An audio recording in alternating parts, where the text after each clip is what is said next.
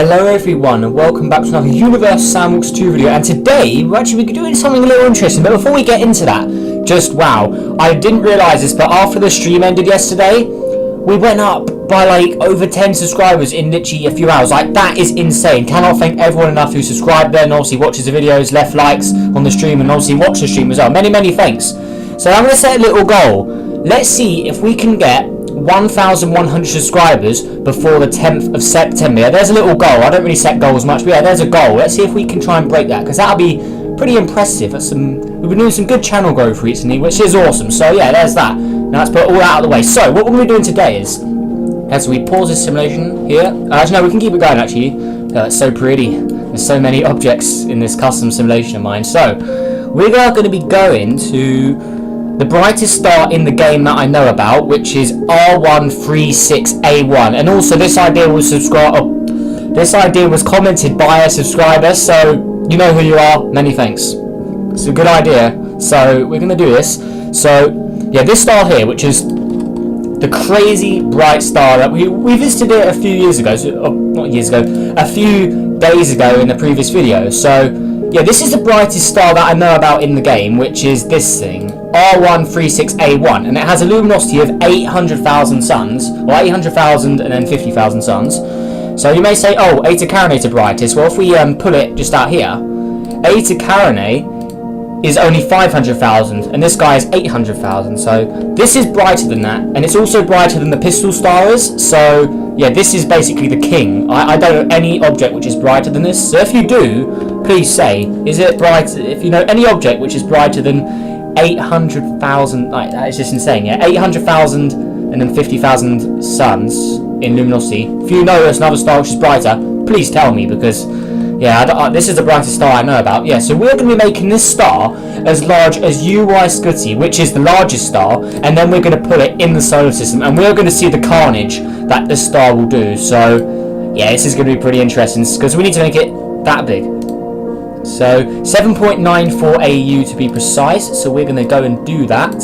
So we're going to go to 7.94 like that, and now this star is as large as UI Scuti. This is going to get insane. Just look at this thing. So we're going to just save that as, we'll just call it Mega. Let's call it Mega. Yeah, Mega R1 like that. So we're going to save that as a custom object. Might as well use it, because it's a super bright thing. So now we're going to delete both of these guys. Head back to our poor little solar system, wherever it is. Where is that? Alright, where we go? Oh, there we go. So we'll head back to the solar system here. So then we are going to want to slow down time, put it to a few hours as usual. So we'll put it to 1 hour. So then what we want to do is we are going to obviously delete the sun, because we don't want to cause any supernovas. So actually no, we'll add the new star first. So there it is. This crazy, look how big this is. It's bigger than the orbit of Jupiter. Oh, this is going to get insane. So we're going to plop it right there. Then we are going to delete the sun. And there we go. So, as you remember from the video where I replaced the sun with the regular size version of this, it annihilated everything. But now it's even bigger. This could destroy Sedna, because Sedna seems to be the most unique, or the most safe object as usual. It usually survives these episodes because it's so far away. But Sedna may be in a bit of trouble now, because this object is a lot bigger than it originally was in that previous video. So we're going to see what kind of trash and what kind of trouble this is going to cause. So look at poor old Saturn here. Oh no. And we'll make it so all the objects orbit as well, because we don't want them to go crazy. So there we go, orbit. So now they should be in orbit. So we're going to slow down time to a few minutes, because it only takes minutes for this star to roast stuff. So you're going at 8 seconds here. So now we're going to hit play. Look at the temperature of Saturn. 500, 600, 700, 1,000. Look, it's still going up. Look at that temperature. What about that dwarf planet here, or little asteroid? Yeah, look at the temperature on that as well. It's all due to how much light it reflects, and this doesn't reflect any light apparently, so this is going to get destroyed. But Saturn here, 3,000 degrees. How's Neptune doing? 600 degrees. Sedna? Oh, Sedna's still in the cold, but is it going to warm up? It is warming up, so we'll keep an eye out on that. So let's see, where's Uranus? How's that doing? So Uranus doesn't cope well against big stars like this. Yeah, 2,000 degrees. So there we go. What's this one over here? Pluto. Pluto's already losing material, as we can see in the little picture. Look at this thing. Oh no, poor Pluto. So we're going to now speed this up a bit. Oh, and this Chiron, this asteroid there is now getting vaporized. Yeah, sorry, but you're not going to last. Alright, oh my god. How's Saturn doing? Alright, Saturn's roasted up to 4,000 now. Uranus, 2,000. Neptune is at 2,000 as well. Now let's check on Sedna. 500 degrees, and Planet 9, 400 degrees. So even Planet 9 is getting a big effect from this. So yeah, usually when you just add the basic UI Scuddy and it doesn't, Planet 9 still stays pretty cold, but this star is a powerhouse just with the amount of luminosity it has. So these dwarf planets out here, they're not going to survive. They're just going to get vaporized. So we're going to speed this up, and we're just going to watch as all these objects are eventually just going to disappear. Or if they don't disappear, we'll manually make them disappear because they should disappear. So yeah, we'll keep an eye on that. Yeah, these guys aren't going to survive. Where's Pluto? How small are you? 600? Yeah, it's getting smaller. Oh, something just collided with it. Look at that big impact mark there. Oh, that must have been the planets that were inside it when I placed it. So that's pretty crazy. So yeah, I've always loved doing these videos where we just had a big star in the middle because it's crazy. So let's see. Nothing's really getting destroyed. This is surprising. I don't think it's meant to do that. I reckon these guys are meant to get vaporized. Like, surely they will, right? Oh, it is warming up still. Let's see. Look, it is losing material, but it's not really. Its radius and mass isn't going down. But if we go to materials here, we can see it is losing mass apparently. So something is happening. Yeah, rate of mass loss from heating and solar winds. Well, this guy is very, very hot. As we see, 50,000, and yeah, this would release a lot of radiation. So yeah, I don't know how these dwarf planets are surviving because they should be gone. There's no way they would survive, especially like Charlinko here. Like, there's no way these guys. Yeah, 116 there. This thing's vaporized. Just get rid of it because it shouldn't be surviving. This Chiron as well. Yeah, this one's getting vaporized properly. Look, yeah, that's what should be happening to all of these guys. Look, it's taking years for it to happen, but as we can see, it is getting destroyed. So we'll speed this up even more as fast as we can go. And we're going to eventually watch as this Chiron object here becomes nothing. It's just going to vaporize. Are these guys getting any smaller? It looks like they're okay. How's Sedna doing? 500 still. And Planet 9 is good out there. 400. So how's that? Iris is at 800. Huh. Interesting. So normally can't have them on their regular orbits, but yeah, we can't really do anything. Otherwise they all crash into the sun, or all crash into our star here. So yeah, that's not too good. And it looks like the Chiron object has completely vaporized now. So that's that. So Saturn, I don't know how you're surviving this because yeah, that's not too good. So let's just check up on this. Has Saturn had any change whatsoever? So Saturn is originally 5,800, 232. So this is a little bigger than usual. I'm guessing that's just when I save the simulation. So yeah, nothing's happened to Saturn. Uranus, I'm assuming, is the same. Yeah, it looks the same. And Neptune, also the same. So the gas giants are fine. But Pluto, on the other hand, yeah, that should be our next thing on the kill list, since it is the closest rocky body to the main star now. So is anything going to happen? What if we manually make it go to 200? Will it get smaller? So is it going to get any smaller? That's very peculiar how it doesn't get vaporized. Because you think, with a star being that close and that bright, this guy shouldn't last. It's really strange. Look, it's 100. Is it going to get any smaller? Or we just lower it? Because this is what should be happening. It's years have passed by now, so it should be happening. You saw that Chiron planet, that got destroyed, and that is a lot smaller than Pluto. So how is Pluto surviving? You think it would be going, because that was also a rocky object. So we're just going to manually make Pluto vaporize, because if we put it to 10, surely it's going to vaporize now. Come on, vaporize. Is there anything going to happen to it? Because remember, if we look at the mass loss here, it has been losing a bit of mass. It's only reset, I think, because of that. That's strange. What about this one here? Yeah, see, look, these are losing a lot of mass. Look, that is a lot of... How many moons is that lost? Not many moons, but it's losing a lot of mass, which is not good. See, that it's losing mass very slowly, but it's going to take ages, so... We could try doing the simulation. We could try and make it, like, not accurate at all. So if we put it to... can make it completely inaccurate, we can make it speed the simulation up more and actually watch if these guys are actually going to vaporize on us. So we'll speed it up as fast as we can go here. So, oh, that is very crazy. So are these guys going to get smaller? Because we can see it's losing mass. It's happening right there. If we look at mass loss in moons, so see that mass, it is losing mass, total mass loss. See, it is losing mass, but it's just taking a very, very long time to lose mass. So I don't know if it will do that in real life or in reality, but that's what the game seems to want to do. So I'm guessing we're just going to have to watch this for a while. Even Planet 9's doing like years here. That's just how long this is taking. That is crazy. Okay, Saturn, how are you doing? Is Saturn losing any mass? We can have a look. Okay, it's losing a bit of mass. It hasn't even lost any. Yeah, Saturn is barely getting affected by this. Look, it's only lost 20,000 kilograms. But if we look at something like Eris has lost over a moon of mass. As we can see, look, total mass loss, 1.06 moons. So Eris has got smaller, because Eris was originally about 1,100, around that sort of size in radius, but it's all been half. So yeah, Eris has definitely been affected by this. But is it going to get any smaller? Like, it's not. It just gets stuck around in the hundreds. Like, all of the objects here, they're all getting stuck around 500 or 600. Like, we can look at these guys here. That one's at 200, 100. See, this one's going down.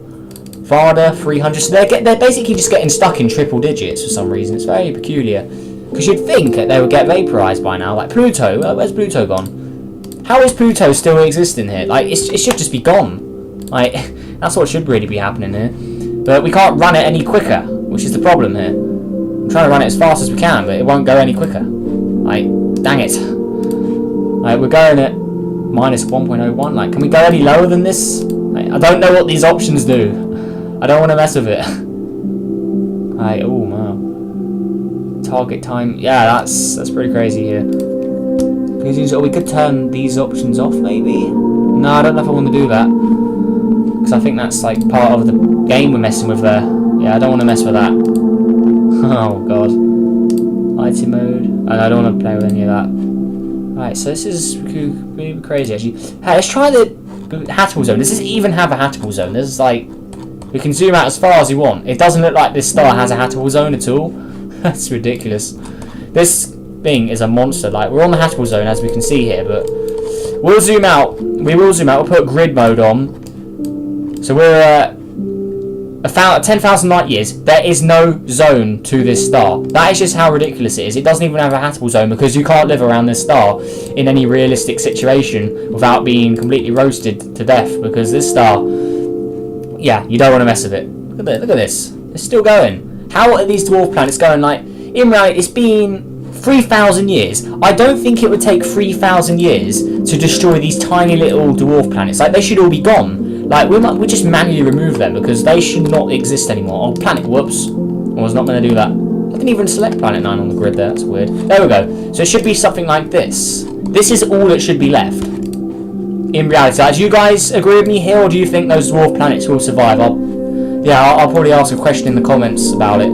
Surely they would get destroyed. Like, in theory, like, this guy's 8,000 luminosity of sun, and we saw that Chiron object that was being affected, but the other objects were a little further out. You'd think they'd get affected as well, just because of how big this star is and how luminous it is. Surely its luminosity would destroy. Like, even the gas giants, even these guys have lost mass. Like, we look at Uranus, for example, it's lost 0.00146 moons. Like, it has still lost mass. So unless I'm not playing the simulation fast enough, it should have in reality be losing mass here.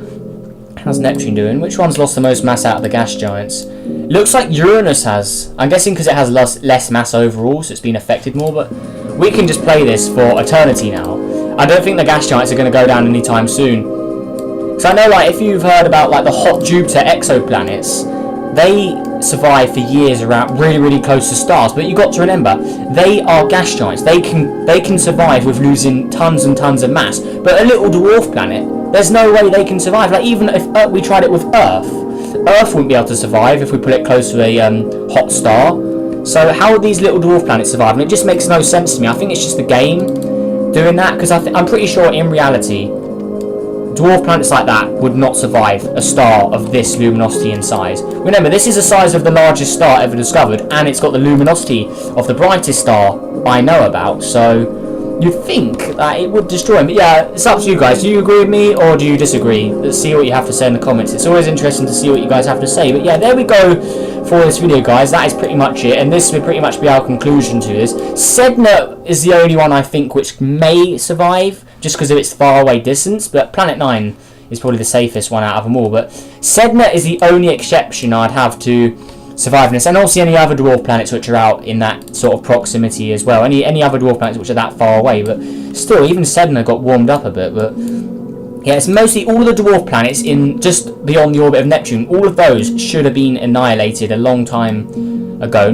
It shouldn't have taken thousands of years. So yeah, it's a very peculiar thing. Yeah, tell me what you think in the comments. I'm interested to hear what you have to say. But yeah, there we go, guys. So hopefully you enjoyed this video. Like I said, make sure you did hit that like button, subscribe, help us on the way to 1,100. Let's see if we can get it before September the 10th, because that would be awesome. I've got a special sort of tribute video coming out tomorrow, so if you don't know what it's about, then you just have to wait and see. But if some of you know a lot about like space exploration history, then you may know. So yeah, see if anyone knows or anyone will guess it as well. Leave your ideas in the comments what I could be making a tribute to tomorrow. So yeah, there we go. But yeah, that's pretty much it. So make sure you guys all have a good day, and we're gonna blow this sun up. So explode, and they're all gone. Boom. So these guys are right. Okay, looks like they have. Oh no, Uranus has been destroyed. Uranus is gone. But yeah, there we go. Yeah, so hopefully you guys all enjoyed. Have a good day. See you in the next video. Goodbye. Yeah, there's a little goal. I don't really set goals much, but yeah, there's a goal. Let's see if we can try and break that, because that'll be pretty impressive. We've been doing some good channel growth recently, which is awesome. So yeah, there's that. Now let's put all that out of the way. So what we're going to be doing today is, as we pause this simulation here, actually no, we can keep it going actually. It's so pretty. There's so many objects in this custom simulation of mine.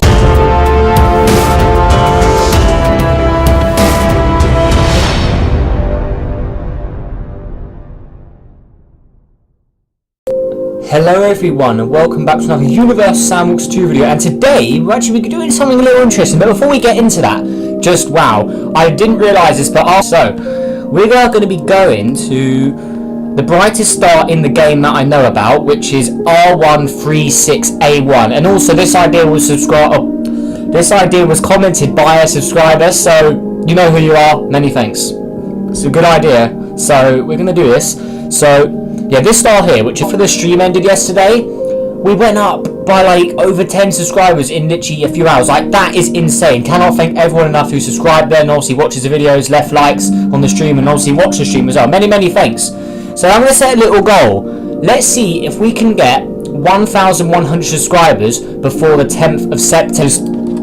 The crazy bright star that we visited it a few years ago, not years ago, a few days ago in the previous video. So yeah, this is the brightest star that I know about in the game, which is this thing, R136A1, and it has a luminosity of 800,000 suns, or 800,000 and then 50,000.